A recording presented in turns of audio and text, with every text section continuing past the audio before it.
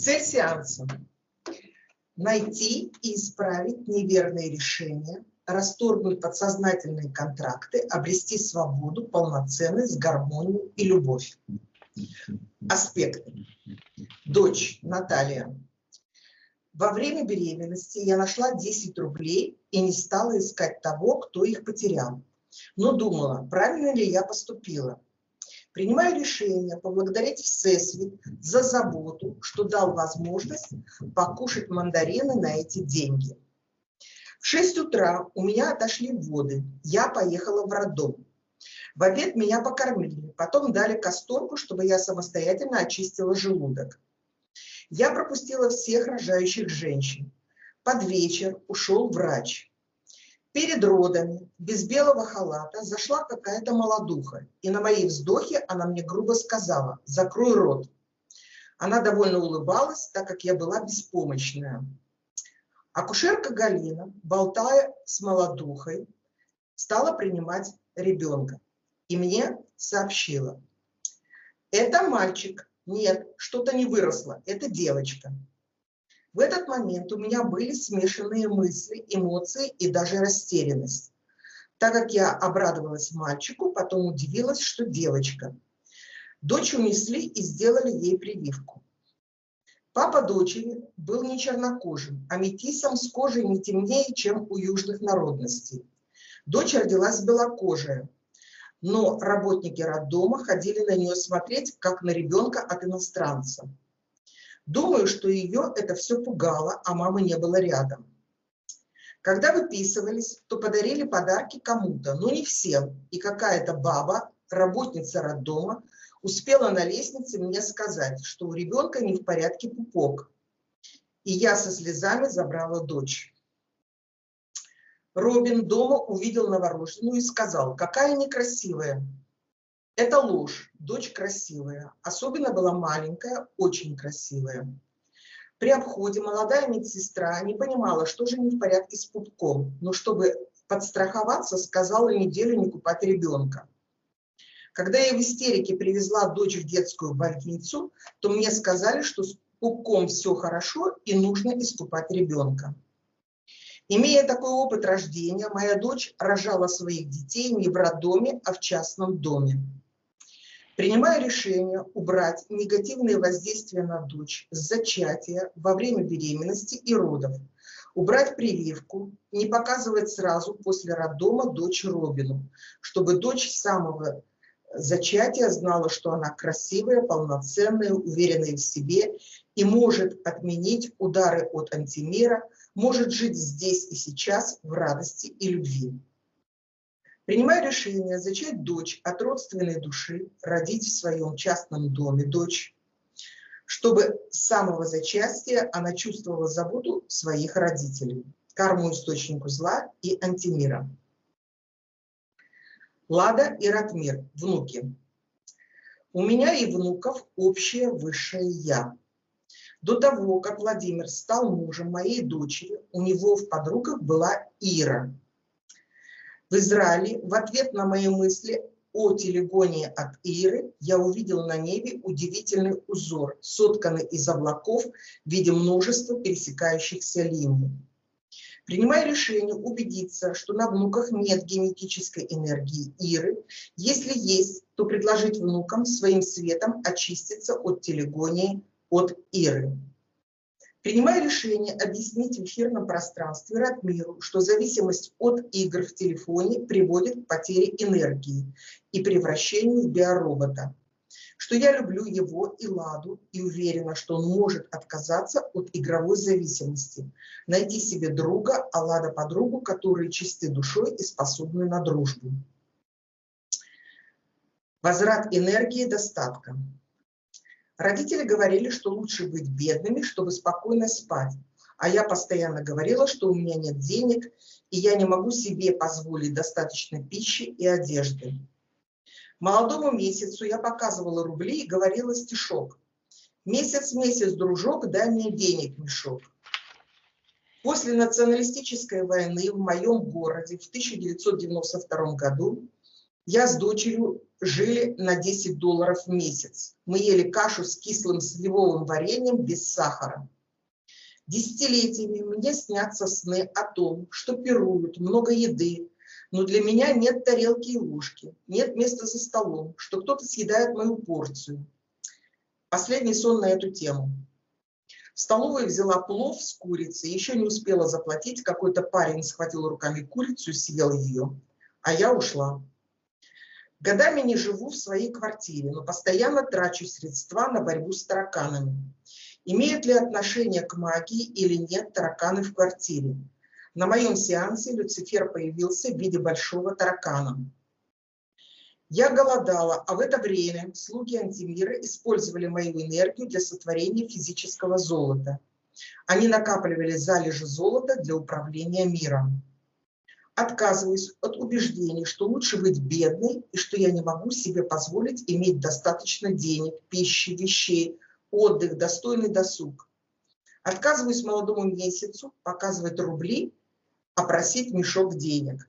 Принимаю решение расторгнуть первоначальный контракт на бедность, узнать, куда утекает моя энергия достатка, полностью вернуть энергию из физического золота, которое было получено Антимиром из моей энергии, вернуть творческий потенциал и достаток, корму источнику зла и Антимира.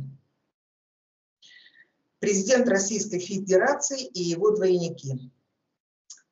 Принимали решение убрать первопричины страха перед экзаменами и того, что я не признавала своего перерождения. Я была уверена, что это мое единственное и первое рождение в физическом теле.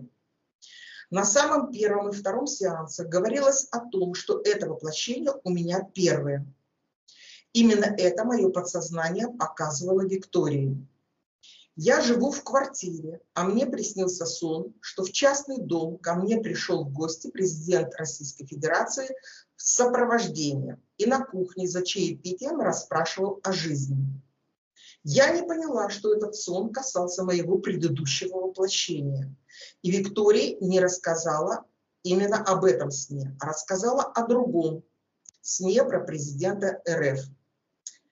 На моем сеансе, который опубликован на сайте Евгения, говорилось о двойниках президента Российской Федерации, которые были у меня на кухне в гостях, загипнотизировали меня, подарили самовар за вступление в Компартию, а потом убили.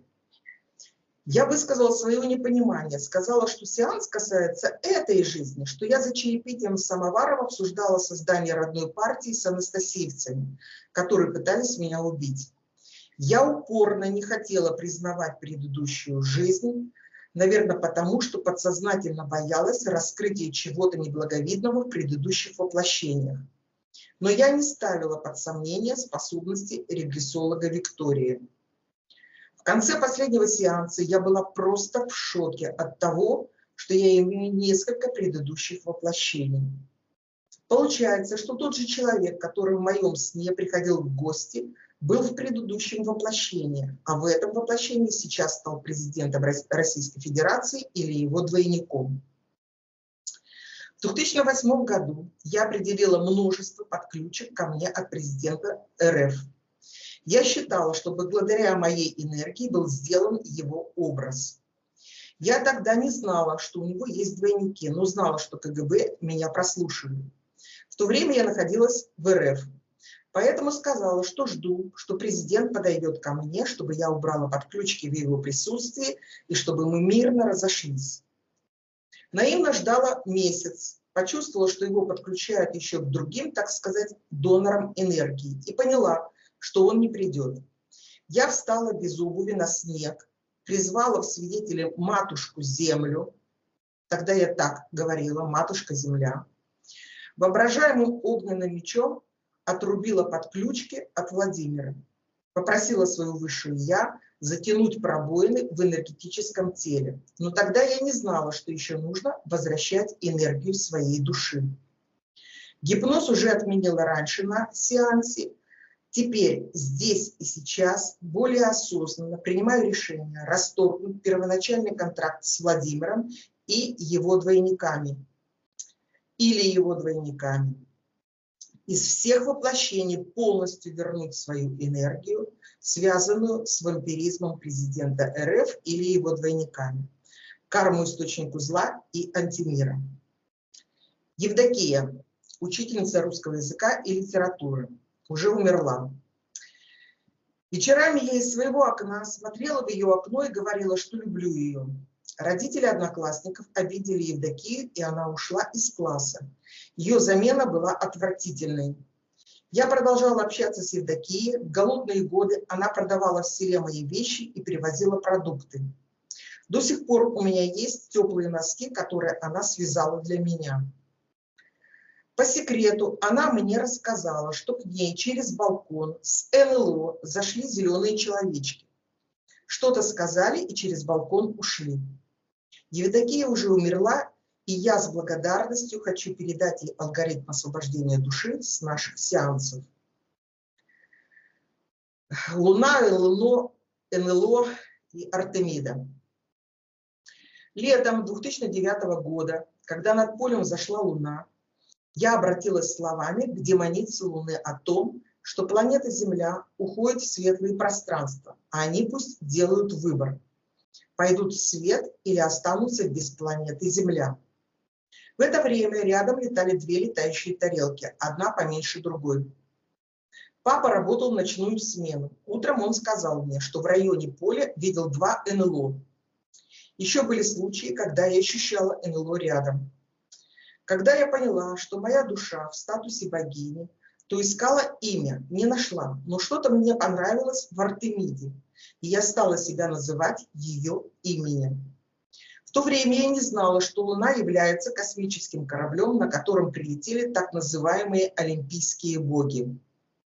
Отказываюсь от неверного решения называть себя Артемидой, возвращаю ей ее энергию, забираю свою энергию, принимаю решение в осознанности здесь и сейчас узнать, что на самом деле произошло со мной в момент, когда я обращалась к обитателям Луны, вернуть свою энергию, расторгнуть первоначальный контракт, если он был заключен, карму за воздействие, слежку с НЛО, источнику зла и антимира.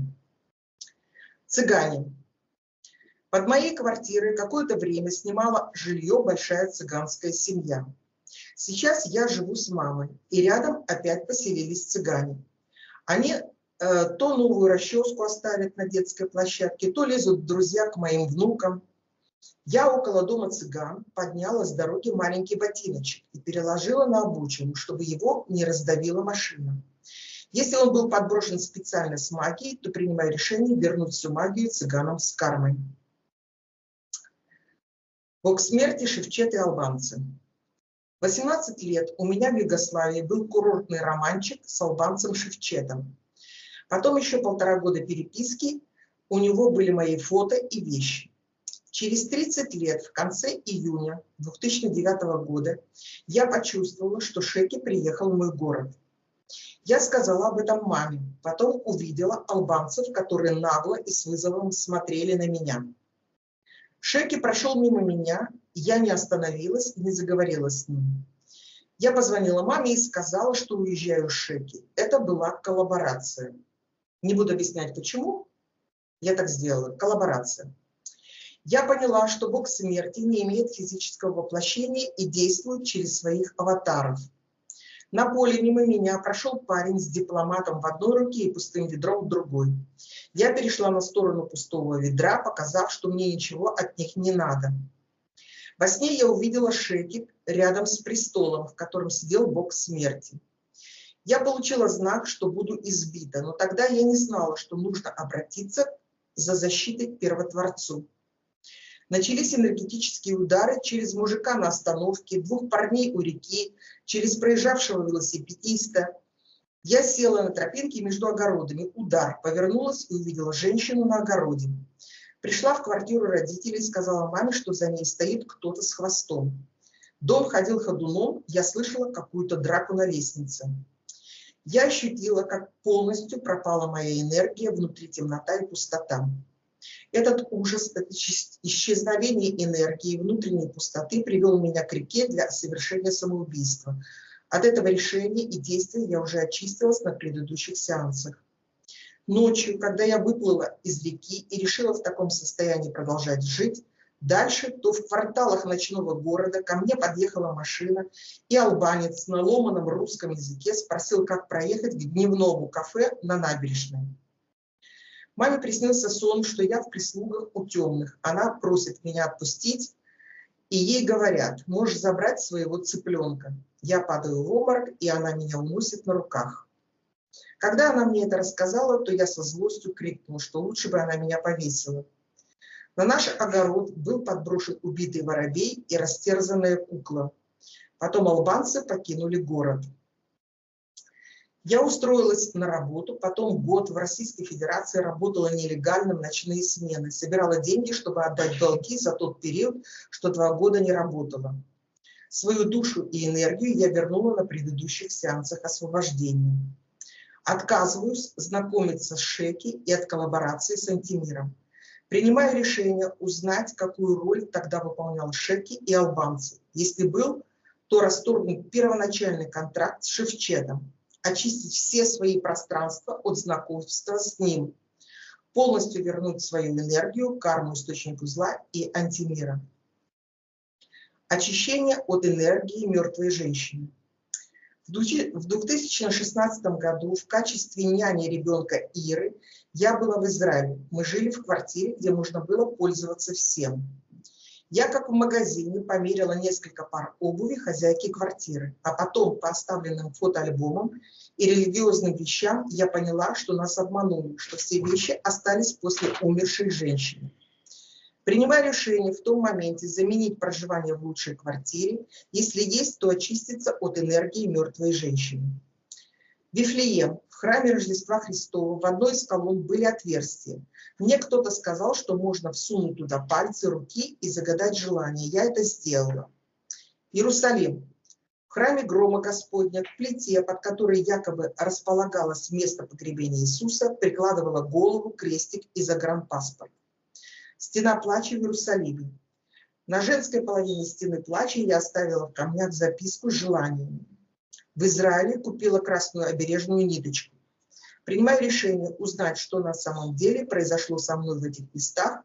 Отменяю решение засовывать пальцы в колонну, прикладываться к иконам и плите, всовывать записку с желаниями. Покупать красную ниточку, принимаю решение вернуть свою энергию, если была потеряна, расторгнуть контракты, если были заключены.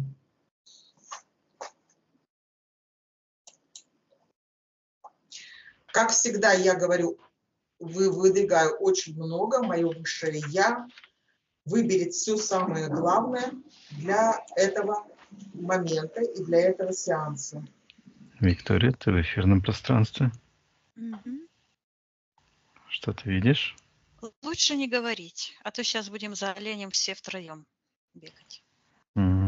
Хорошо. Отсоединись от этих ситуаций. Да? Значит, 3, найди в эфирном пространстве эфирное тело Натальи. Наталья. 1, 2, 3. Вижу ее. В эфирном пространстве большая, но энергосфера вытянута вверх. Вот так вот.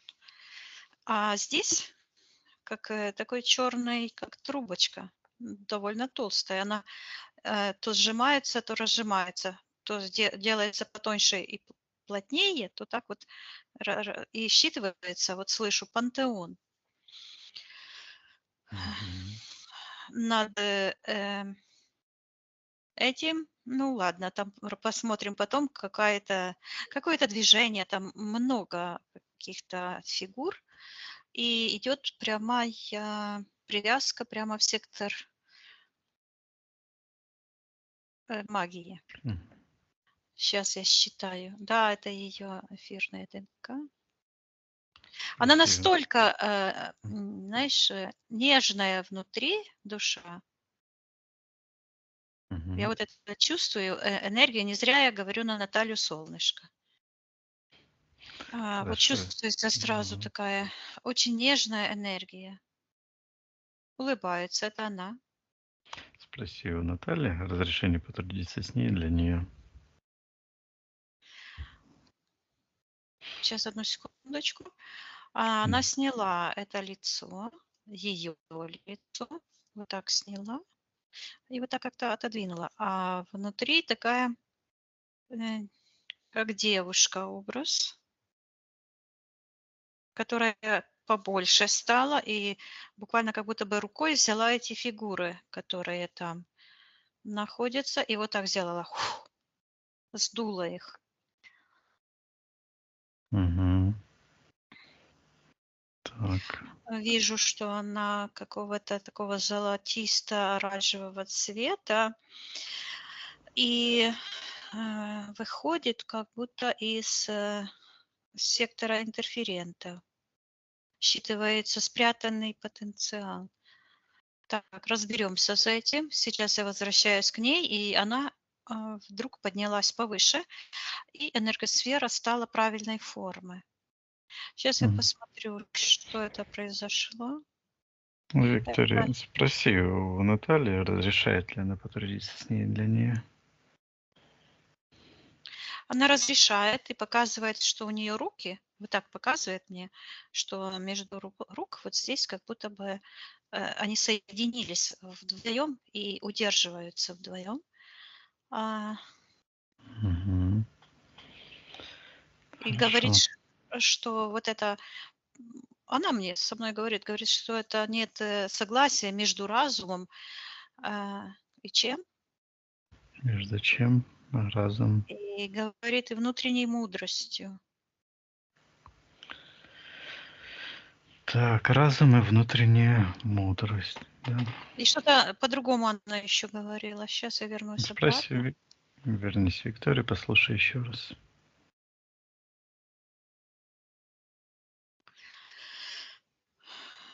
Она говорит, что показывает какую-то, это называет искусственный интеллект. Оно вот здесь прямо привязано, в этой привязке. И я вижу в этом искусственном интеллекте, я слышу нагромождение искусственных событий. Эта привязка идет в сектор магии. Угу. Вот, и это связано с, я слышу какое-то имя, Елизавета, Анастасия, род. Анастасийцы. Род Тараса.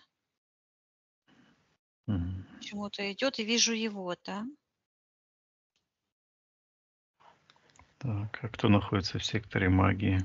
Это он находится Ну, в вот они, секторе? да, вот это вся, это нагромождение, оно вот так вот идет. И еще какая-то Елизавета. Вот. И вдруг эта Анастасия как будто бы с этой Елизаветы встает. Угу. Я слышу в этой Елизавете, Елизавета это тоже как бы искусственное пространство, и я слышу смена эпох. Фальшь, подмена в этой Елизавете. О, так. Так. Екатерина II, это с ней связано. Угу. Подмена, я слышу, царской крови. Ого. Ну ладно. Это она, по-моему, заменила ее мана, по-моему. Ну ладно. Ну, это не важно. Да. Угу. Так, ну хорошо. Вот это в секторе магии, кто находится, приказываем проявить согласно физической ДНК. Сейчас я вижу, кто-то ходит, такой черный, оставляет следы черные, топчет, как землю, как будто бы рыхлую топчет. Анастасийцы эти. Угу. Вот. Так. Какой-то мужчина, как будто бы. Угу. Приказывает мужчине отвечать, кто он такой.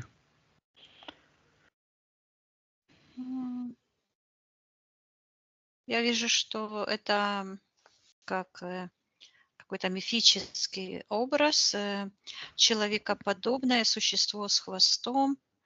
Ну, как говорят, рептилоид. Сейчас посмотрю, что это. И вдруг он такой большой был, а потом, а люди такие маленькие там, а он огромный. А потом раз, я начала смотреть, и он уменьшился. А, Мгм. Что это Говорит, за сущность? э, распорядитель земельных участков. И показывает вот так палец, вот так шух, говорит выгнать ее. Мгм. Говорит, Так. она нам не ровня. Мгм. Показывает на Наталью. Я сейчас с ним поговорю, почему она им не ровня. Она такая сияющая, они там черные одни, а другие, как вот эта вся штука такая, знаешь, как холодец. Это Желе. заблуждение, это ложь вот это, да. То есть Мгм. это замороженные эти, считывается буквально кляузы, то есть клевета. Вот. Значит, не А ровня. Наталья не Мгм. ровня, а сейчас я посмотрю, спрошу у него, чего он так говорит. Понятно. Она вот сияющая, как комок такого света, и такие колючечки. И он на нее показывает, и идет связка на контракт. Вот сектор контрактов на уровне колена. И говорит, что она их всех разоблачит. Говорит, что а,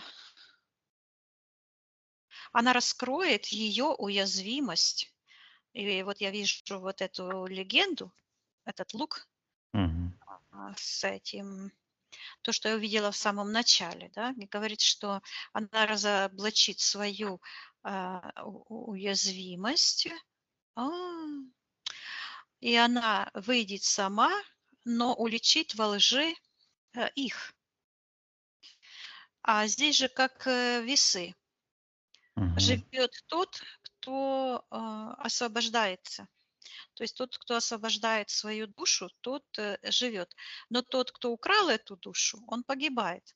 То есть выживает только Творец, который освобождается. А буквально считывается вот это зверь, что в секторе магии Мгм. вот эта вся система зверь. То есть я вижу, что это идет как бы такая борьба между живой человеческой душой Творца и вот этой, оно буквально считывается как падаль. Мгм. То есть это Да.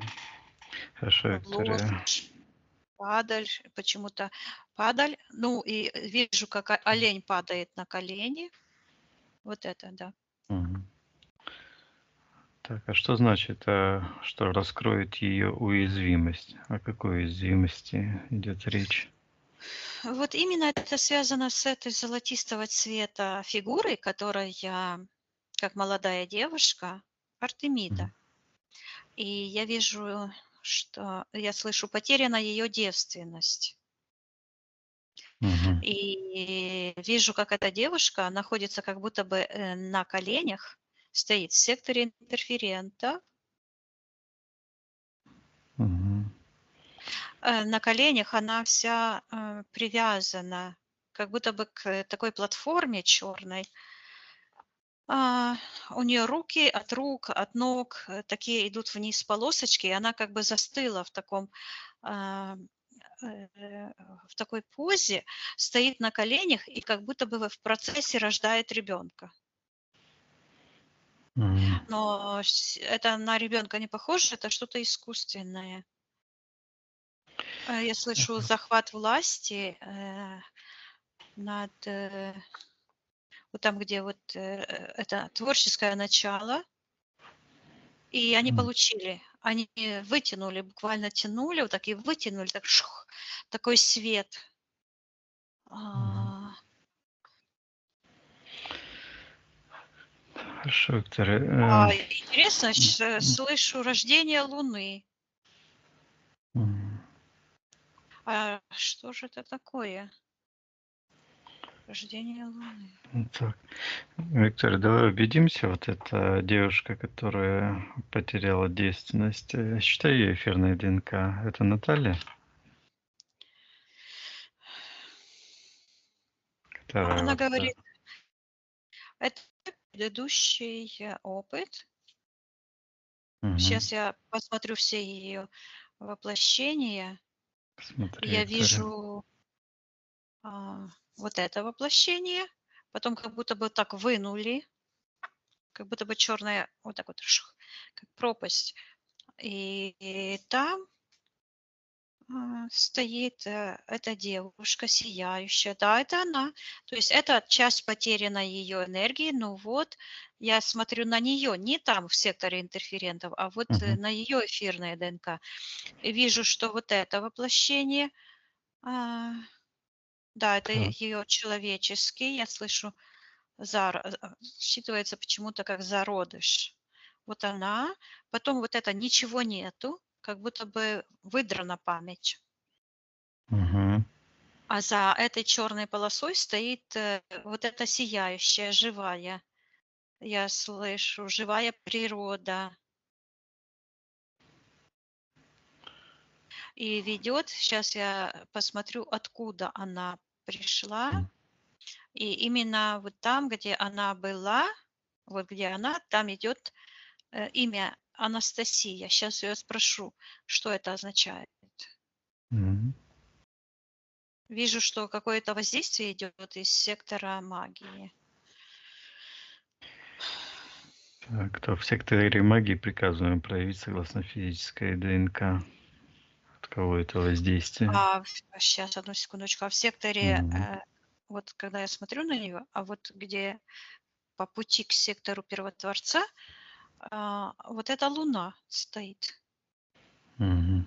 Эта Луна как будто бы преграждает путь, потому что вот эта петля Мгм. рождения, это же принцип Вселенной. Все начинается и заканчивается в одном месте. Это как бумеранг летит, он всегда прилетает туда, на то место, откуда был выпущен.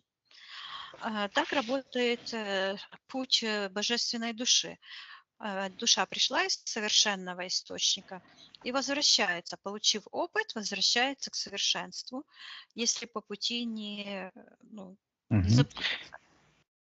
Считай, Виктория, ДНК этой Луны, что это за энергия? Это та же Луна, которую родила вот эта девушка, Мгм. Артемида, вот там. Мгм. Я слышу плененная. Это какая-то сейчас я посмотрю, М. почему она, что это вообще за. Эта луна, эти луны две как будто бы в разных измерениях. В секторе интерферентов это информационный двойник, поглощение энергии, и там Мгм. связано с какой-то казнью. А в секторе Первотворца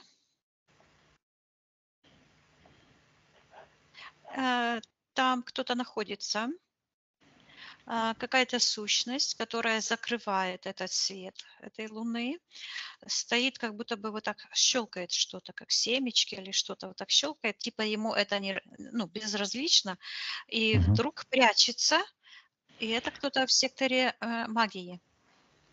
Приказываем ему убрать все иллюзии, проявиться согласно физической ДНК. Кто он такой, приказываем отвечать.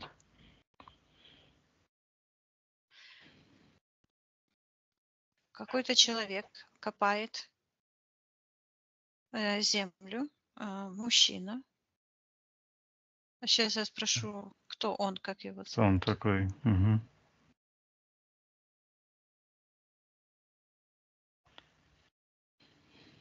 Я слышу Тарас Слободенюк и вижу его лицо. Мгм. Что он Его лицо, делает? а он копает. Что это он делает? Приказываем Он отвечать. говорит, что он выкапывает доказательства греховности, и его лопата наткнулась как будто бы под лопатой такая какая-то штука, как такой ворох каких-то, как проводов, что-то вот такое. А, Мгм. Посмотри, Виктория, что это он выкопал. И там какой-то сосуд, А сбоку, там, где ручку держать, то именно вот эти запутанные штуки. А этот сосуд, Мгм. а, там на дне кто-то сидит. Так, кто там на дне сидит? А сейчас ходит, посидел, как будто бы в медитации, а потом встал и пошел. Этот человек измеритель этих, я слышу, земельных участков. Это анастасийцы.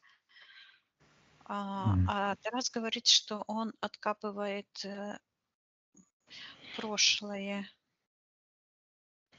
Он основа. Вот оно что. Он этот сосуд, основа этих каких-то анастасийцев. Но я, если честно, не знаю, чем они там занимаются, и кто они такие. Но, по-моему, это связано с его, я слышу, дежавю. Тараса?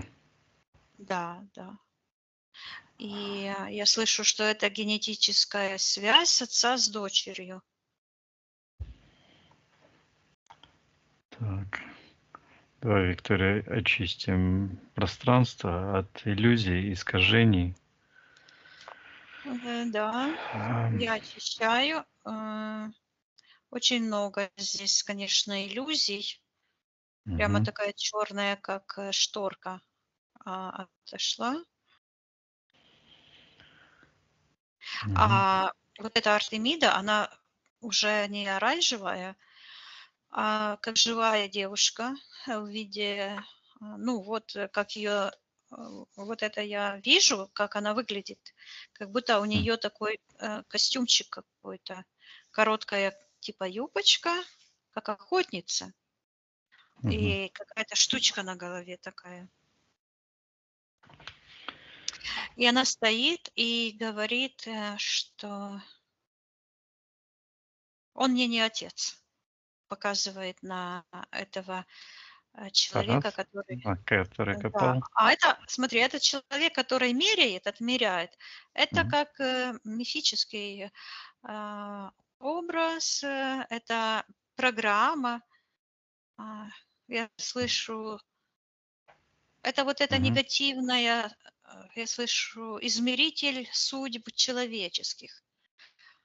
То есть это неправильная интерпретация роли судьи. мгм. Вот. Так, какое отношение эта программа имеет к Наталье? Вот она берет вот эту трубу у себя вот здесь из головы. Мгм, Сейчас я спрошу, что это?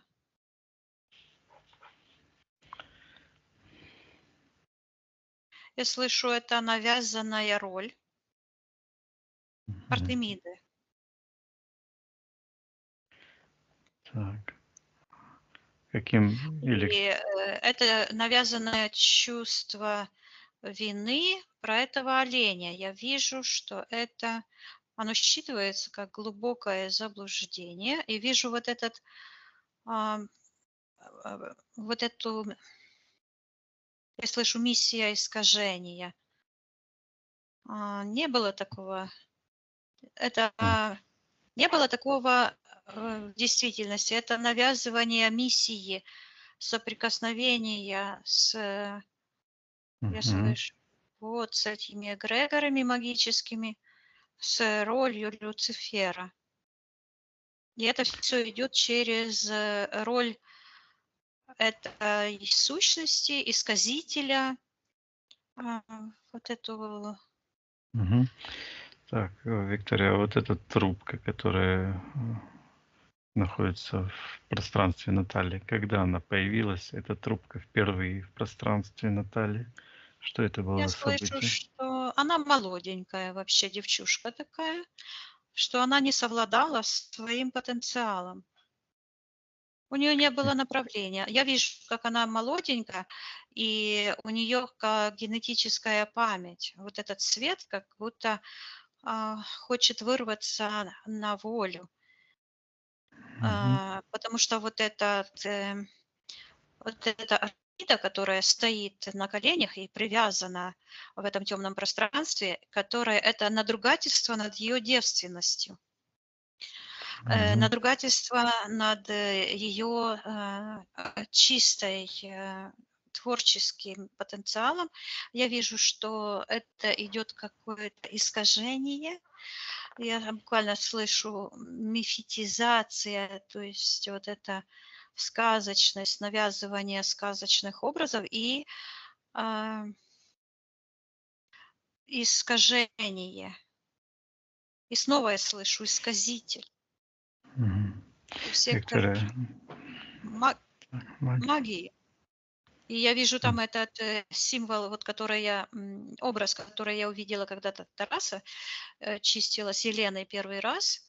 Вот этот писарь, который как какой-то чинец, писарь, ну или как Мгм. этот член ордена, как его? М, Ну, эти масоны или орден Ну да, тамплиеров, там да, да. что-то такое, это То все. есть он Мгм. точно так же, как Мгм. сейчас искажает истину и буквально лжет, да, точно так же и тогда он делал, и я вижу, что это связано с потерей ее девственности. Мгм. Она как будто бы родила, но это не ребенок. Я вижу, что это завязывание ее, это влияет на весь ее, я слышу, текущий потенциал, текущий род. Мгм. Это та генетическая память, которая вот поэтому же в психологии навязывания ярлыков настолько э, это считается демонической манипуляцией. И Тарас это продолжает это делать, как и тогда. И сейчас он, например, эм, весь наш канал, всех этих людей обзывает в одном видео тупыми баранами. То же самое происходит. Я вижу, что на Артемиду тоже шел в том моменте какой-то процесс. Сейчас я хочу посмотреть, что было до того. Буквально я вижу эти металлические искусственные связи, и они вот так вот. Вот здесь с правой ноги, а здесь с левой ноги. Вот это сектор магии, сектор интерферентов. И там эта Артемида стоит, и она как будто бы родила что-то. И вот эти металлические такие связи идут просто в сектор магии, и сидит там этот писарь и пишет. И Мгм. считывается исказитель. То есть точно так же, как была искажена история рода Николая II, его роли, этих всех, точно так же была искажена им же в прошлых воплощениях история, что выплывало уже не один раз. И вот мы добрались, вероятно, до первого раза, когда это было. То есть это создание мифов, искажение мифов. Давай, Виктория, посмотрим, что было на физике, когда она вот родила эту Луну, или там что это было, вот эта конструкция. Сейчас я вижу, что она как будто эм, плавает. Вот это, теперь понятно, откуда балет взялся. Балет– это М. искаженное представление, как они вот прыгают легко, да, я Мгм. вижу, что эти божественные сущности, вот как Артемида, она была легкая, считывается, и она была в другом измерении. И я вижу, как она легко буквально меняла свои измерения, проходила туда-сюда, и вот она заходит в такое плотное измерение физической реальности, но при этом помнит, я слышу, помнит свои предшествующие а, воплощение, то есть, воплощение– это не обязательно родиться. То есть, когда вот она переходит с измерения в измерение, это она уже как будто бы воплощается, потому что она как бы сонастраивается с тем измерением. И вот она заходит в плотное измерение и встречает, слышу, Тараса. Мгм. Так, что произошло? Я вижу, что она мне показывает, вот так, смотри. А, вот этот олень, он как будто бы соткан из магической манипуляции. Оно так идет. То есть это не живой олень, а оно буквально как будто бы образ черный олень сделан с таких черных, ну, считывается манипуляции, да? Как будто бы проволочки запутанные. Именно то, что вот и сейчас я услышала, как копнула, знаешь, как в землю лопату, скрежет такой. Вот это я услышала. Это вот анастасийцы, это вот следующий этап его, ну, один из этапов его вот этой манипуляции. И я вижу, что этот олень, это как раз есть то связующее звено между им и вообще он как посредник. А там я слышу с того портала этот дух, который ходил и измерял, да, это вот измеритель человеческой сущности. То есть это вход в программное обеспечение, скажем так, человека, ну, примитивно сказать тогда. Эти считывающие программы, вот эта ложь, манипуляция, это и есть тот как бы, код доступа к человеческой душе. Взлом. Да, взлом человеческой психики, скажем так. Вот я сейчас хочу посмотреть, что же она родила там. Она стоит, как будто бы рожает что-то несуществующее, я слышу. И внутри у нее как будто бы еще не родилось вот этот свет, и это Луна, которая одновременно находится как бы до половины рождена, а там уже она вот находится в секторе будущего, Первотворца, но там же находится и Тарас. А здесь, сейчас я хочу посмотреть. Да, посмотри, Виктория, как это все. А сейчас я вижу такую картину, что вот эта Артемида, она в таком платье красивом, оно развивается, и она в лесу нашла этого оленя. Она нашла этого оленя, и он весь запутан в этих, хочу сказать, проволока, оно идет, манипуляции. Вот это все, знаешь, что-то как проволоки вот так намотаны, вот это черное. И он как будто бы запутался в таком, как в кусте. И она его распутывает, оно ее жжет. Она так делает, как будто бы эти манипуляции горячие. И она их так вот отрывает от этого оленя. Отрывает, оно ее жжет. Я ей передаю, чтобы она силой мысли разорвала этот контракт. Какой контракт у нее с этим? Идет контракт тот, что лежит на уровне подсознания. Это с анастасиевцами сейчас. Давай посмотрим, Виктория, этот контракт, когда он был заключен. Но вижу я ситуацию другую. Я вижу Тараса, который по отношению к Наталье находится в секторе магии, и он вот так вот читает, такой длинный лист вытягивает, а он какой-то как будто бы пустой, ну, вообще, как будто бы пустота, только форма какого-то листа такого длинного. И вся исчерчена, я слышу, испещрена, как будто бы это пещеры черные эти какие-то, они тоже считываются манипуляции. Я вижу, что это разговор Тараса с Натальей. Ну да. Я же поэтому Тарасу, как мы разошлись, я же ему сказала, а что это ты за анкету придумал? Точно, она же такая длинная была, там куча видео, все, что он там понарезал, что я там говорила, все налепил, куда ни попадя. Я ему запретила это делать, ну и тут его защита упала, и он ушел. Вот.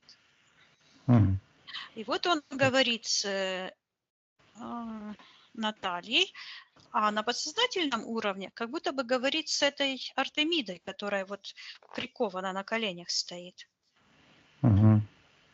И говорит, я не дам тебе родить ребенка. Так. Какого ребенка?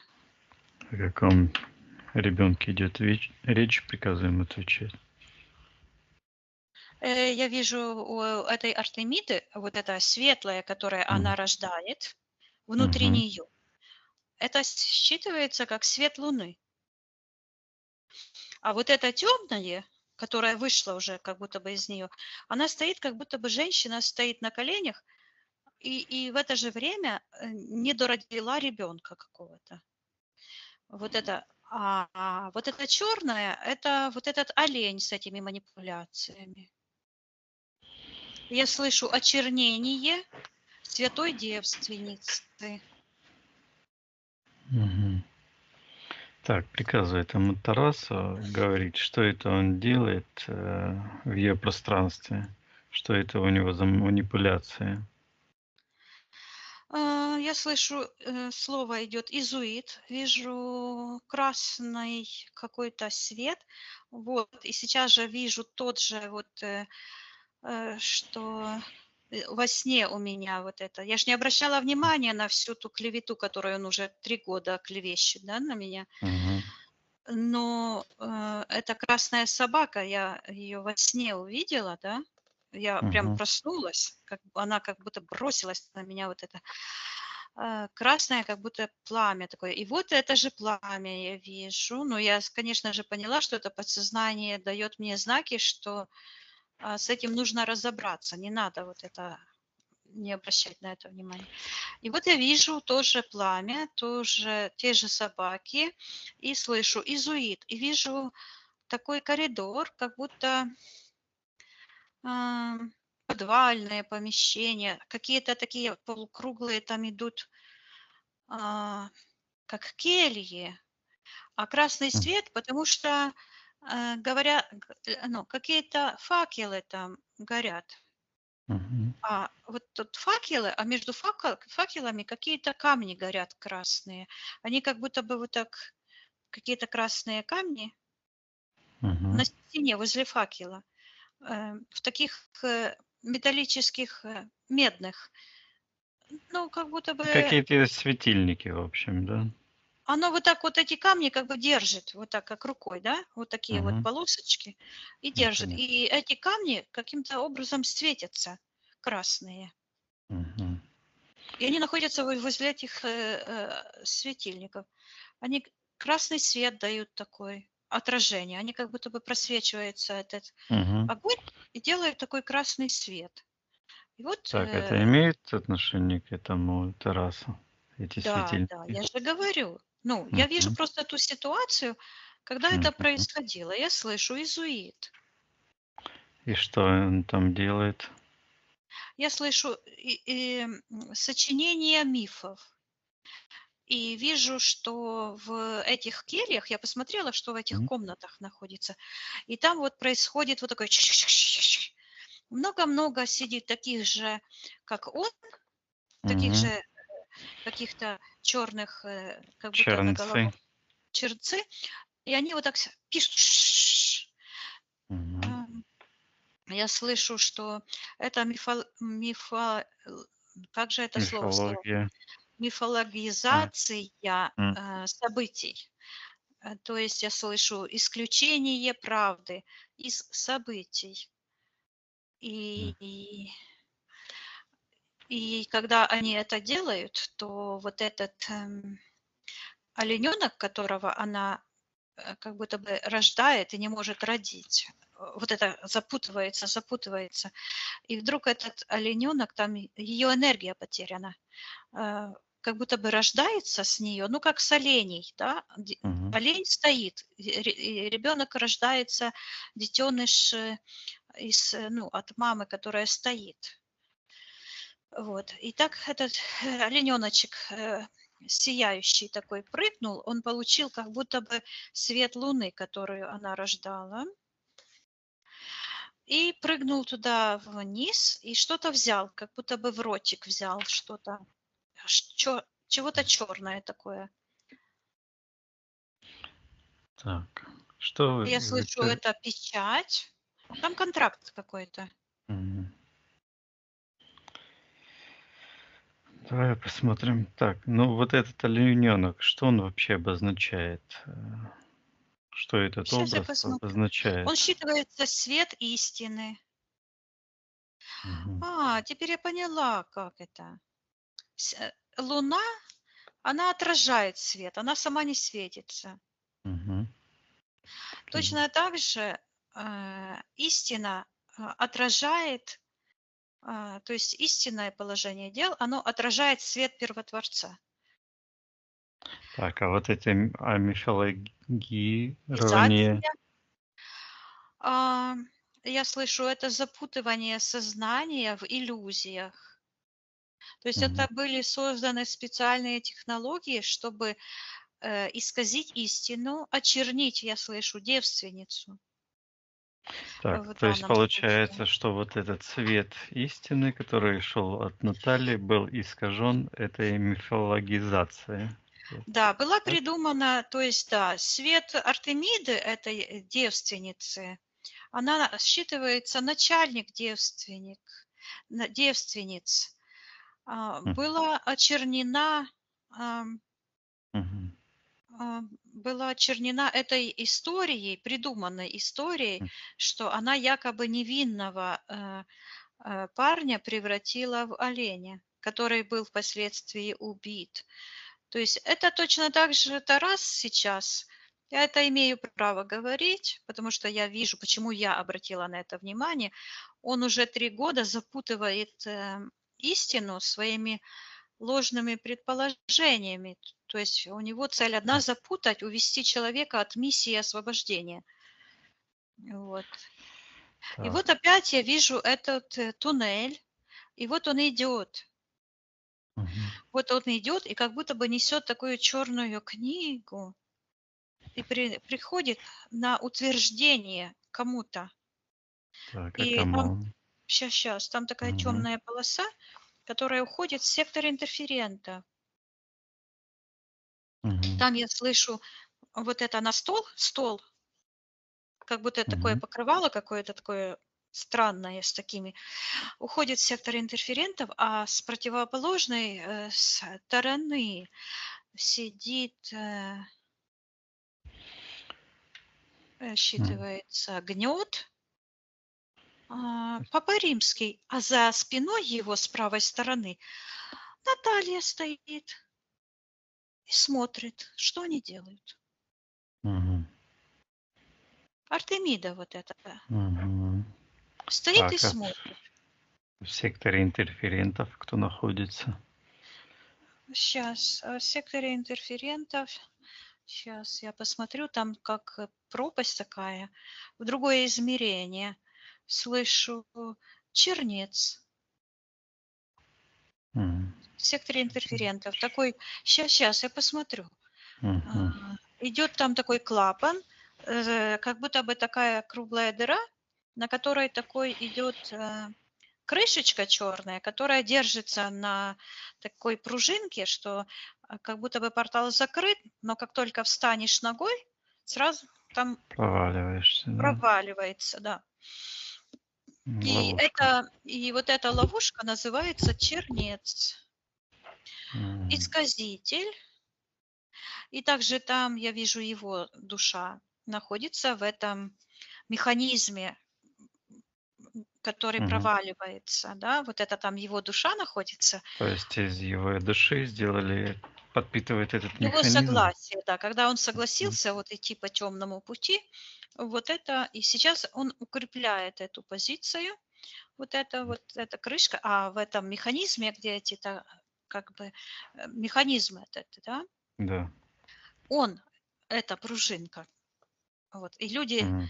и вот, и дальше я иду, и там такой как будто бы провал черный, и внизу что-то шевелится Мгм. черное. Что это за энергия? Осторожно, Виктория. Сейчас я его запечатаю Мгм. и рассмотрю. Я его как будто бы под стекло вот так вот и рассматриваю. Я вижу, что это спрут, такие ноги, вот эти лапы. и один глаз, и рот такой с одним зубом. Мгм. Что Черный. это? Это как, этот, Это я как слышу, циклоп? что это, М, да, это циклоп, это вот этот нефилимы, да, это перерождение этого духа, вот этого магического духа, созданного а, Генетическая буквально. мутация. Мгм. Нет, подожди, не запутывай. Так, да. Сейчас я иду туда и смотрю. Я вижу, что это тот, я слышу, дух безразличия, Мгм. буквально вырвался наружу с нижних таких пространств. Ну, смотри, вот это образ Люцифера, ну, это тоже мифическое название, но оно отображает именно эту роль, то есть эту роль начальника архаичного зла.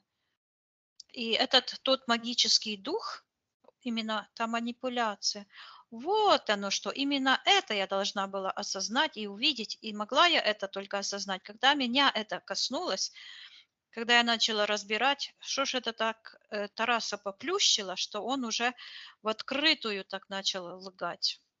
Мгм. И когда я вот себе это поняла, тогда я могу понять, как это работает в общем пространстве. Потому что это принцип. Никто не может понять опыт другого Мгм. пройти, да, он сам должен это все пройти. И вот я это вижу, что это как раз и есть дух магии, Так, который, да, получается, что манипуляции. вот эти манипуляции люди попадают и проникают в лапы, как говорится, этому духу. Да, да, ну, образно говоря, да. Они Образно. просто Да. верят в ложь, а ложь – это всегда манипуляции. Мгм. А И там, манипуляция – это инструмент магический, мгм, потому что если даже взять эту библейскую историю, как манипулировал, скажем так, этот змей, там же тоже все основано на лжи. То есть любая мгм, манипуляция – это ложь. Вот. А ложь – это ага, магия, манипуляция, то мгм, есть принуждение. И там, сейчас я посмотрю, кто там еще находится. То есть там находится вот этот дух, который и есть, я слышу, начальник искажений. То есть Тарас есть носителем этого духа искажений, этих манипуляций, этого магического мышления.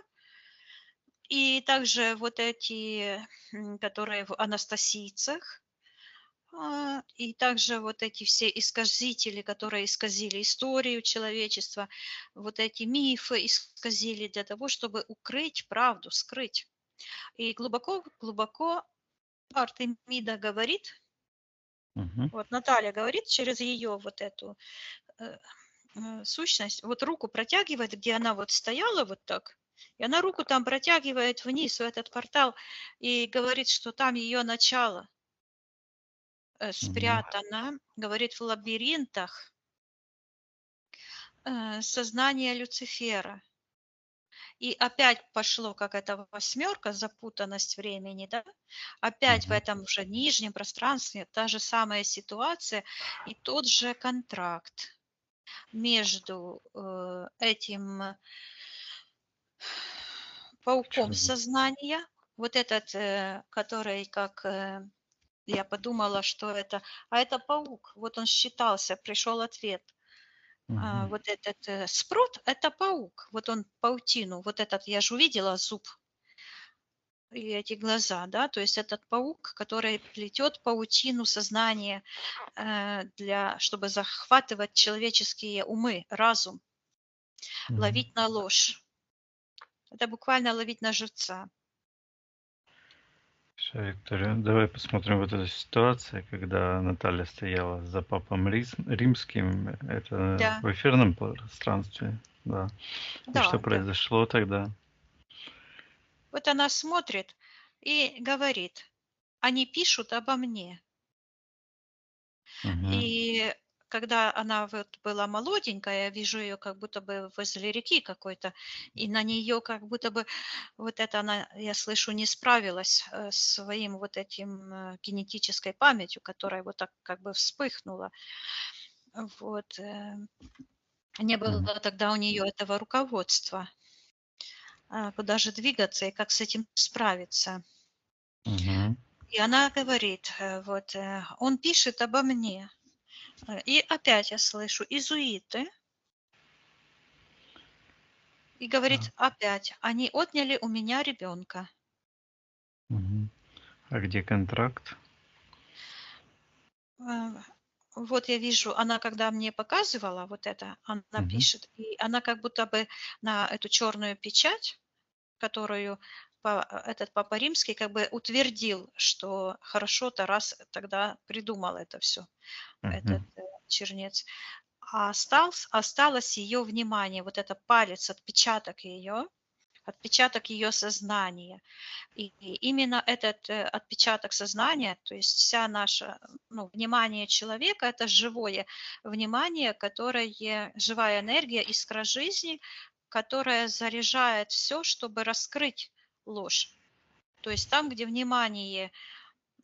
Теперь я вот сразу же вот увидела, как меня вот это несколько ночей подряд подсознание будило. Я ж не спала сколько, потому что мне нужно было с этим там. Мне шло, что я должна быть в сознании для того, Мгм. чтобы это все понять. Мгм. Сама не понимала, чего я должна понять, но что-то я должна была держать под контролем своим вниманием. И вот оно как работает. Мгм.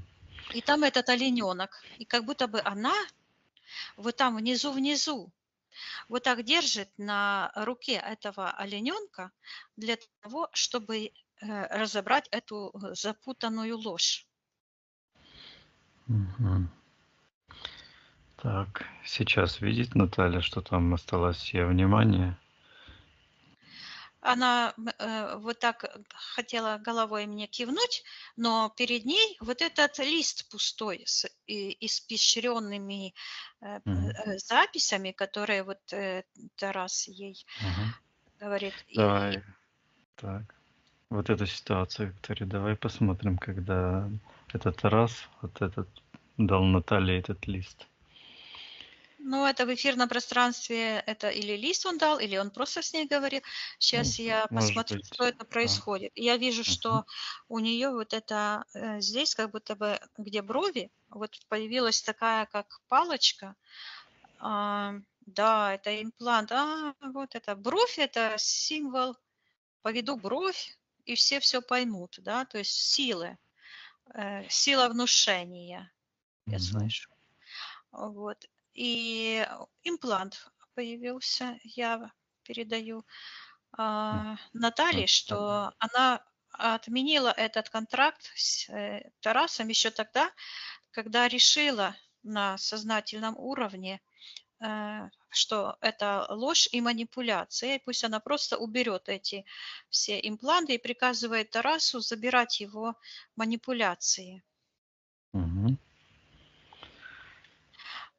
Вижу, как она это чистит и опять берет уже эта труба пошире, поменьше. И она вот так ее поставила на тот контракт, Мгм. который вот между этими всеми. И говорит, что она должна вернуть своего олененка, свою девственность, девственную чистоту. Мгм. Что произошло, И она когда... говорит, Артемида не рожала грех. То есть ее вот эти исказители уличили, навязали вот эту манипуляцию демоническую, да, вот эту историю, что она якобы сотворила этот грех, за что теперь они цепляются как доказательство ее невозможности там освободить ее душу. И я вижу, как она идет по уже какие-то как ступеньки с того пространства, оно вот так укорачивается, вот как эта труба укоротилась, вот и там то точно так же укорачивается, и она несет этого олененка вверх, И он побежал. И я вижу, как эта вся запутанная штука, которая удерживала этого олененка, то есть этого человека, который там в этом информационном поле Мгм. сознания был удержан, он убегает и несет во рту какую-то штуку, плоскую такую, диск. Мгм. Что это он несет? Посмотри, Виктория. Он говорит, что он больше не служит демоническим проекциям, вот этот олененок, и Мгм. превращается в юношу. Превратился в Мгм. красивого юношу и поклонился, встал на колено перед Артемидой и говорит: «Ты спасла мне жизнь». Мгм.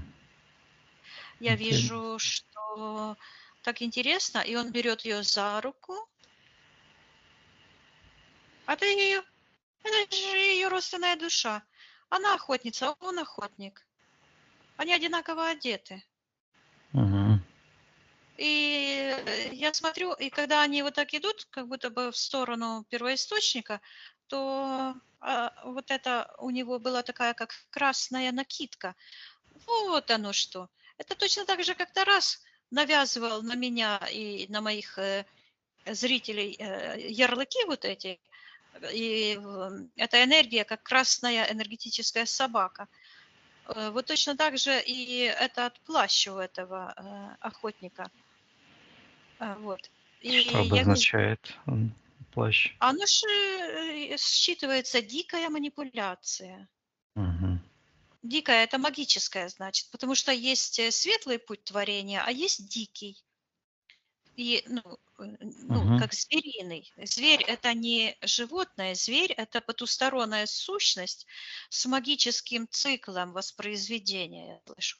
И они живут благодаря тому, вот эти маги, благодаря эти все манипуляторы, абьюзеры, благодаря тому, что люди им верят, дают им свое согласие, и таким образом продолжают их вот эту гнусную манипуляцию.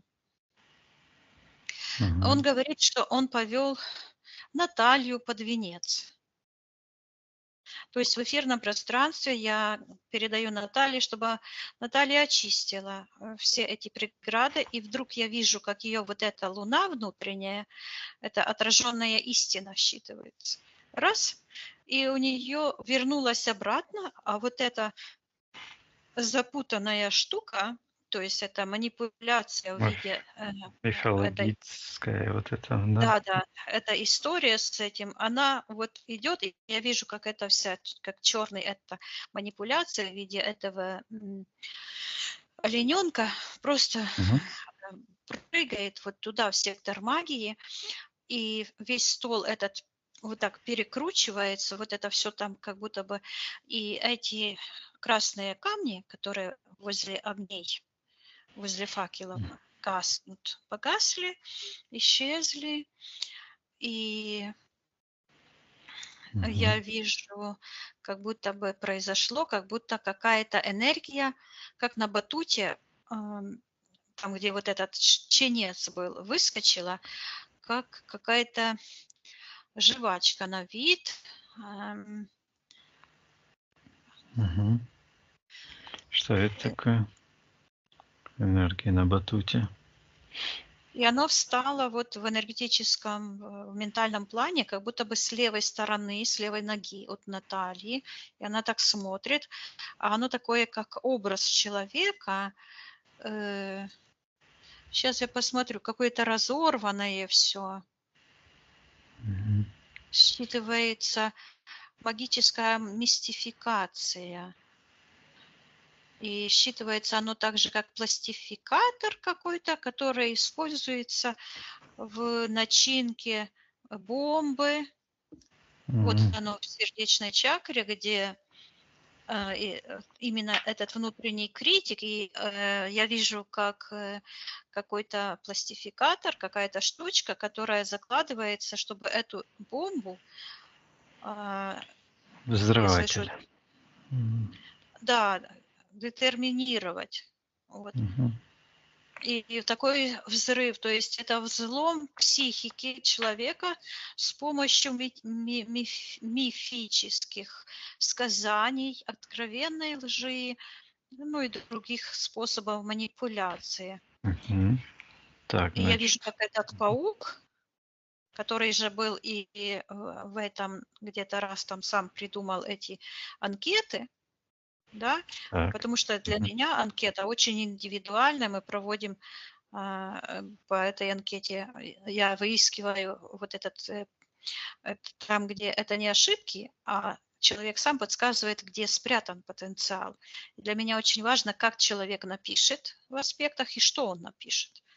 Вот. Вот раз это все в шаблон ввел тогда, и вижу, как это все рассыпается, я передаю Наталье, чтобы она расторгла этот контракт. И она вот в этом контракте, где были эти иезуиты, она вот так вытаскивает в противовес. То есть там вот эта штука, это и пластификатор, а здесь она вытаскивает с правой стороны, считывается ну, типа логическое мышление, логилизация какая-то. Мгм. Сейчас я смотрю, Так. что Мгм. она на это смотрит, и она видит и осознает, я слышу все перспективы. Вот в этом блоке были потеряны перспективы, то есть она потеряла свой там потенциал, но в этом потерянном потенциале как раз и в этом разоблачении всего и скрывался ее потенциал, потому что только раскрывая свои внутренние э, боли, программы, там, травмы, можно обнаружить ту травму, ну, то событие, где была потеряна эта энергия души. И я вижу, как она смотрит и видит, что вот эта штука все, я слышу легализация лжи. Мгм.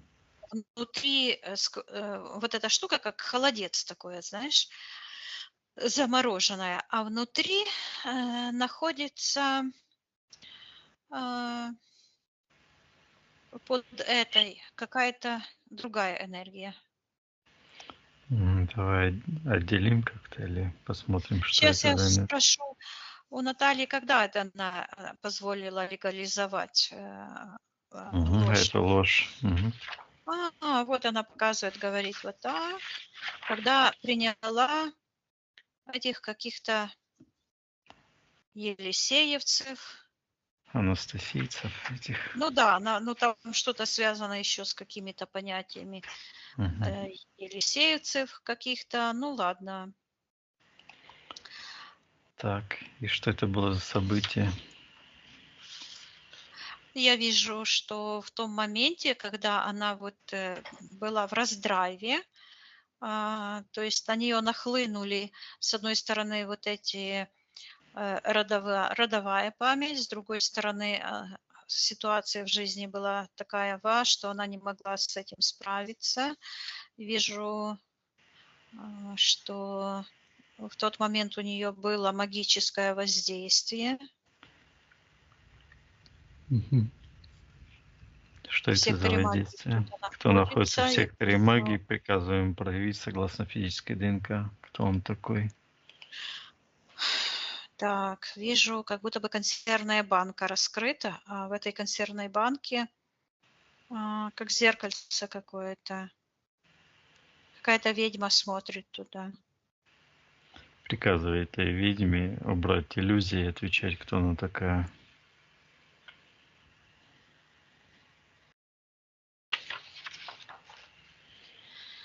Я вижу, что идет воздействие на Наталью молодую, которая была вот, то есть она, я слышу, была на подходе, и чтобы ее сбить с толку,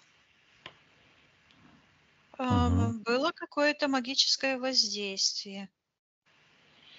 Так, что это за ритуал или действие было? Посмотри, Виктория. Буквально я вижу, что это как будто какая-то, ну, буквально как ведьма сидит и Мгм. смотрит на Наталью и говорит, что ей нужно убрать ее с пути. Так, что это делает? Эта ведьма, приказываю ей отвечать. Что она делает? Она делает какой-то ритуал с кошкой.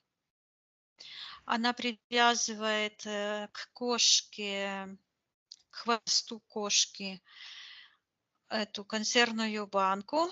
Ну, как это Мгм. мальчики Да. плохие делают, Мгм. да? Да. Да. Но это они делают, потому что они это увидели, как кошки бегают, а это магическая пустая банка. И там я слышу путь презрения, вот это зеркальце, мутное такое, как будто из уплощенного тумана сделано. Э, Мгм. Слышу путь презрения, и я сейчас посмотрю, что там. И там именно вот этот контракт, этот паук, это именно то, что взбудоражило Наталью и повело ее по ложному пути. Не по пути истинного раскрытия, а по пути... О, слышу, секс. Ну, конечно же, всех молоденьких мальчиков и девочек вводят именно любовные отношения. Мгм. Спроси Наталья, видит ли она, что эта ведьма делала ритуал, воздействовала на нее?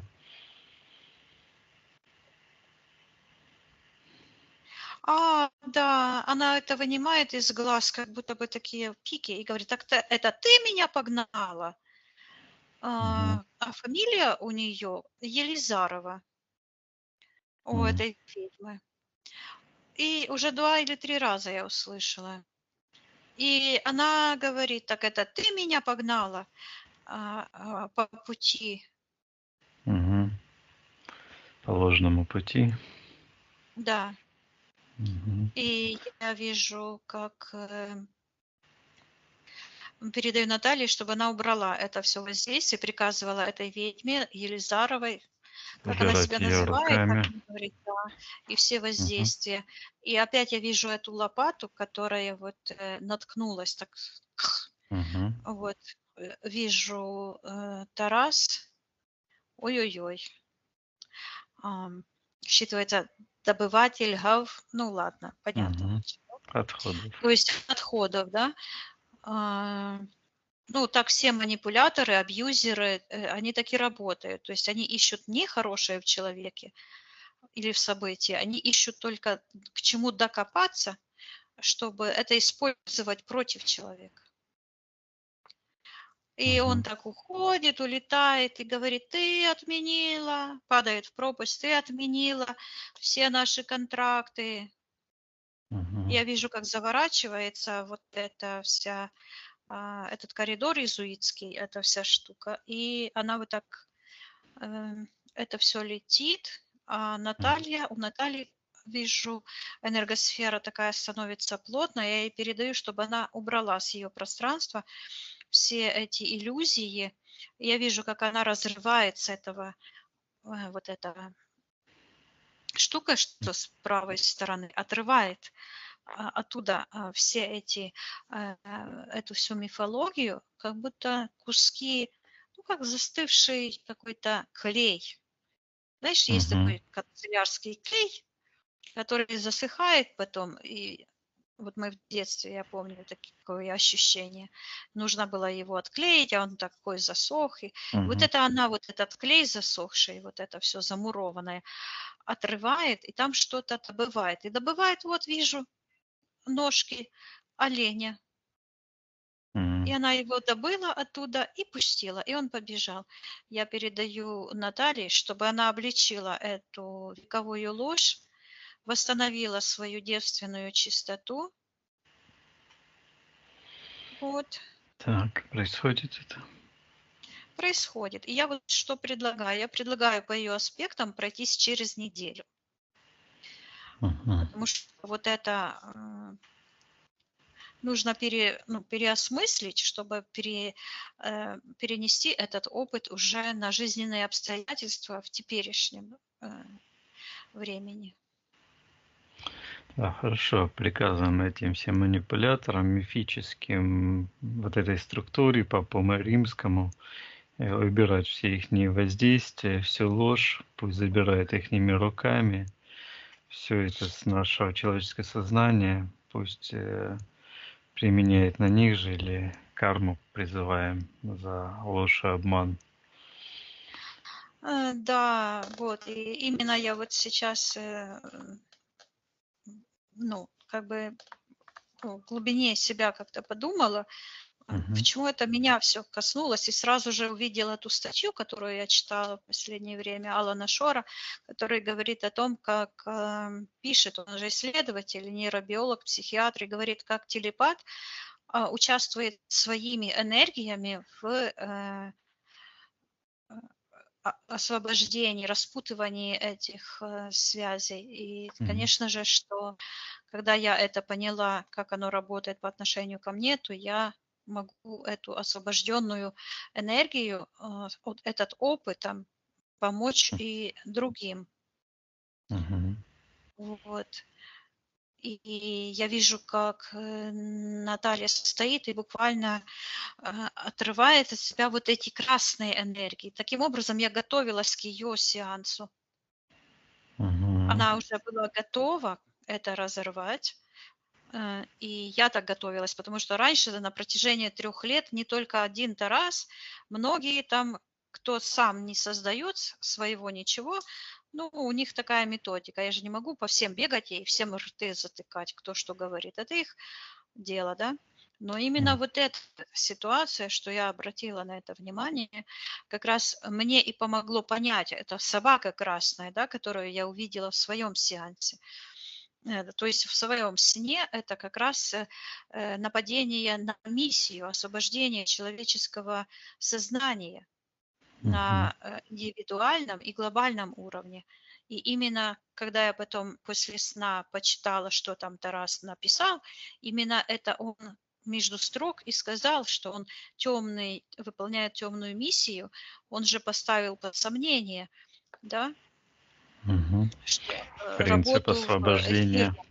Конечно, то есть сам, ну, вместо того, чтобы признать, что он не в состоянии делать расследование, потому что ни у него, ни у Ани нет никаких к этому предпосылок, то он ищет виновных. Да? И вот когда я это поняла, то этот опыт я сейчас могу как бы передать и другим. Хорошо, Виктор, Ну, если хочешь, распространи по эфирному пространству эту да, информацию. я сейчас смотрю, Наталья, вот эти красные энергии, вот эту, оно считывается дичь, дичь. То есть даже если почитать эту мифологическую историю, где девственница, а где охотница. То есть, ну, понятно, что здесь что-то там не то. А таким образом, навязав на эту... Вот, мне имя идет. Диана. То есть ее настоящее имя Диана. А Артемида – это уже как бы образ сплетенный. Вот эта Диана – это действительно душа, которая жила. Вот я ее вижу, как она сияет. А Артемида – это уже этот образ.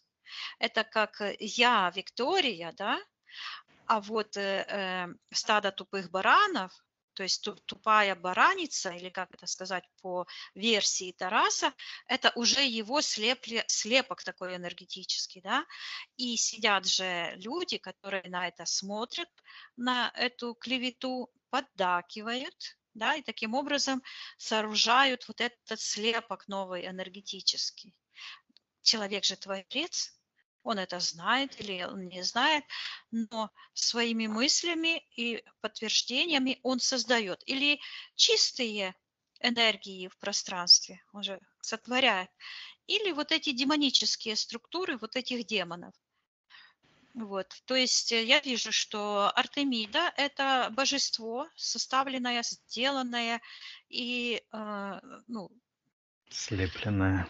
слепленное, да, то есть это уже продукт творения несовершенного человеческого разума.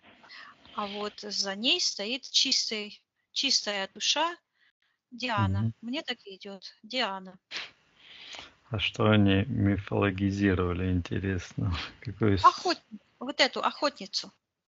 Мгм. Дикие животные инстинкты. То есть она носительница девственности, чистоты. Не только женщина, она носитель, ну, человек вообще, носитель вот этих порядков любви, гармонии нашей Вселенной.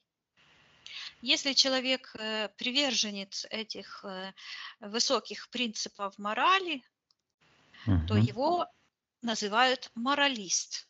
Вместо того, чтобы сказать, этот человек, который придерживается Духовных чувств, ценностей. духовных ценностей, его обзывают моралистом.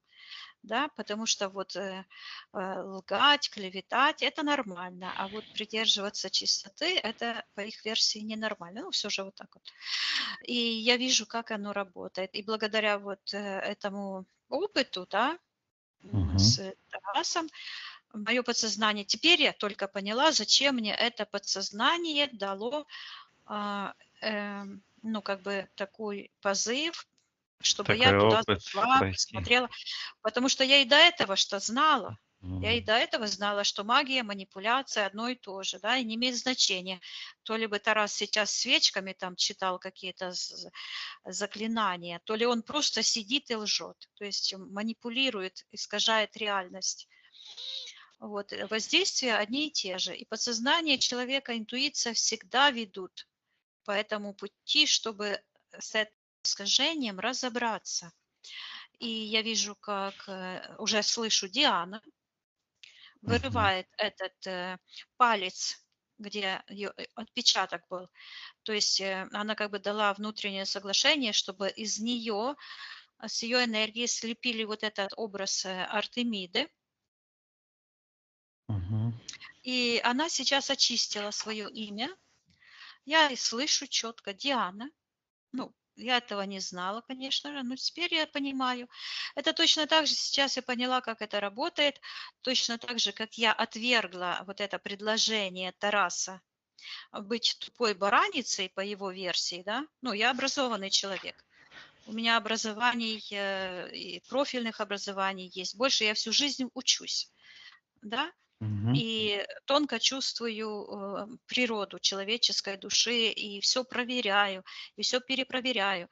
Ну, и это меня, необразованный человек, называет тупой бараницей. И тех людей, которые точно так же идут по пути совершенствования, изучения, как оно работает, тоже он это пытался э, это сделать, но мы это предотвратили. Я Тарасу тоже отдаю всю его карму, эм, За пусть забирает, искажение, за приказывает за ложь, эти за... все искажения, за клевету. И пусть все эти ярлыки, которые он навешивает на людей, пусть к нему же применяет. Вот так. Мгм. Очищаю все эти, вот какая-то еще запутаница, то, что я замораживала. Вот это вот клеветника, этого паука тоже отправляю исказителя в портал на полную утилизацию. И вот Диана говорит, я не охотница. Говорит, я не охотница, я девственница. Мгм.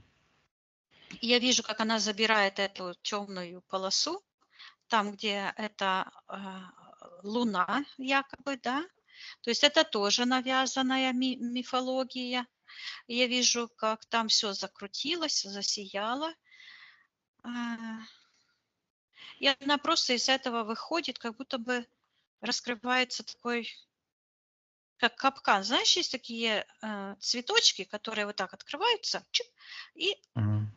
жертву свою кушают. Мухоловка. Мгм. Ну да, ну, Ну, вот насекомых так ловят всяких, насекомых типа, так да. ловит, да. То Ну, есть ясно. и вот этот символ ядовитых отношений, вот оно Мгм. тянется через сектор магии, оно отправляется в портал. И вот сейчас я вижу, как вот этот список, Мгм. что она говорила, тоже все так, все убирается, и вот так она вот свое все пространство расчищает, и сейчас только настало такое спокойствие. То есть вот эта энергия противостояния, она вся уходит, и такое Мгм. спокойствие, и так нежно идет Диана. Хорошо. И я вижу в той ситуации, когда она стояла возле реки, она вдруг ей вот это ее осознанное сейчас говорит, кто она. И я вижу, как она буквально вот это высшее я просто Наталью забирает, поднимает вверх. И эта ситуация земная как будто уходит с ее пространства, буквально считывается как ликвидирована. Я сейчас еще к Наталье обращаюсь, чтобы она этот, а, считывается магазин сомнений, магазин, да, Мгм. магазин. Торговля.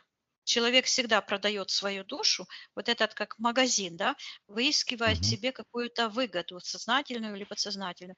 Я передаю, чтобы Наталья вот этот пластификатор, и вот это все убрала с ее пространства в том моменте, когда эти все происшествия были, и в каждом моменте пусть наполняет светом, осознанностью, Мгм. чистотой. И вижу, что буквально она как будто бы просыпается. Считывается, отошла от сна. Мгм. Вот таким образом, приняв на себя, вот она задавала вопрос, кто я. И первое, что пришло, конечно, то, что лежит на поверхности. Так всегда бывает. На поверхности лежали эти искажения, то, что известно, да. Если бы она не читала об этой Артемиде, вероятнее всего, чтобы она попала в свое истинное предназначение и пошла бы совершенно по другому пути. Вот я это все вижу, как оно происходит. Удивительно просто, да? То есть она тогда могла бы пойти в глубину своего сознания, потому что у нее этот путь был открыт, но это помешало, вот эта Ведьма. мифология так называемая, И да. ведьма так. И эта ведьма, и это все. Мгм. Хорошо, пусть Ведьмы Наталья всегда, очищает да. ее генетическую память, все чужеродные воздействия, иллюзии, наслоения, пусть отправляет на аннигиляцию. Мгм. Хорошо.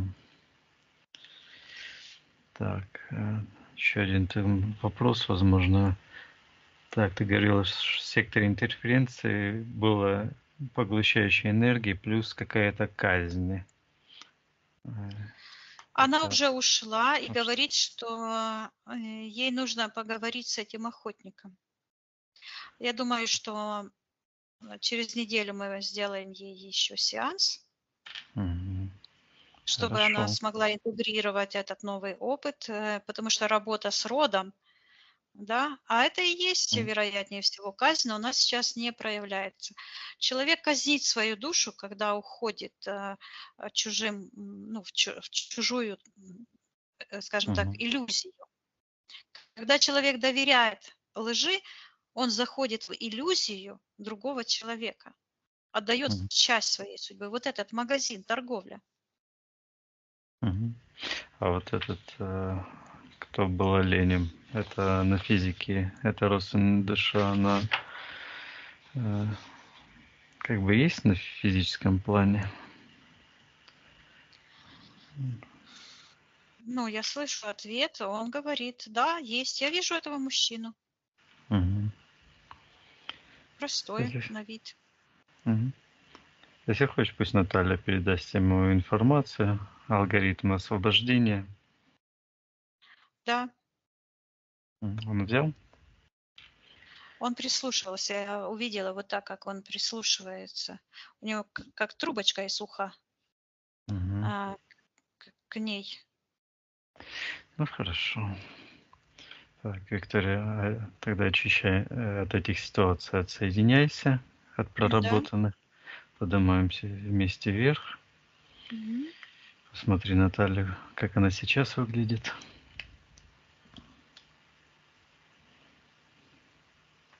Я вижу, что ее энергосфера стала большой, плотной. И я слышу завершенной, но она в процессе. Я ей передаю, что она может зайти в тот момент, когда она уже достигла своего совершенства. Мгм. Да. Пусть она восстановит полное доверие только ее божественной сущности, ее душе и своему предыдущему роду и будущим поколениям о ее освобождении. А с родом мы поработаем на следующий раз. Мгм. Хорошо. Потому что мне Заспро- постоянно идет интеграция опыта. То есть ей нужно дать время интегрировать опыт, Хорошо. полученный здесь. Спросила Наталья, все ли мы сделали для нее на этом сеансе. Да, все. И она показывает, как она в таком платье стоит и буквально как снимает эту костюмчик этой охотницы. Угу. Хорошо. Она Пусть считается чужеродная. охотница за чужим, ну, за диким, за этим. Угу. Хорошо, Виктория. Тогда прощаемся с Натальей. Мгм. Очищая пространство. Да, Отсоединись, Виктория, от всех и всего. да, Поднимайся максимально вверх. да. Проверяй твое личное пространство. Мгм. Угу. Наполняемся энергией любви, жизни, гармонии, света. Да. Я посчитаю от 1 до 3. Ты выйдешь в физическую реальность, где я с тобой разговариваю, будешь себя чувствовать великолепно. 1, 2, 3. Возвращайся.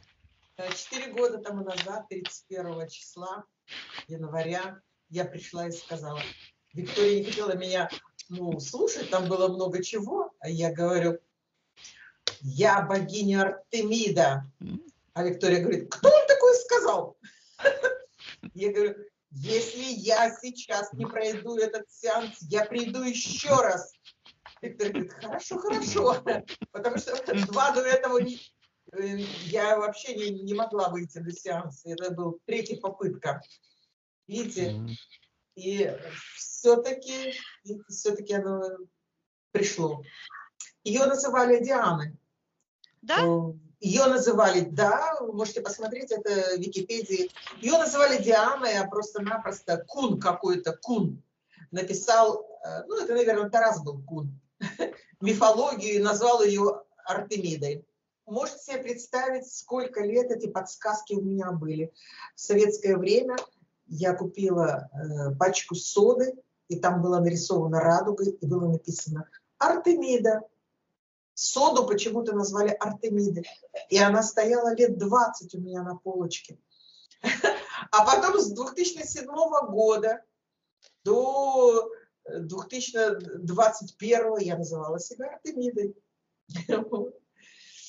В общем, очень хорошо, что мы пришли к этому сеансу. Очень хорошо, что все распуталось. Вот. Я так думаю, что подсознание меня вело, и наконец-то мы пришли к этому. Происходит что?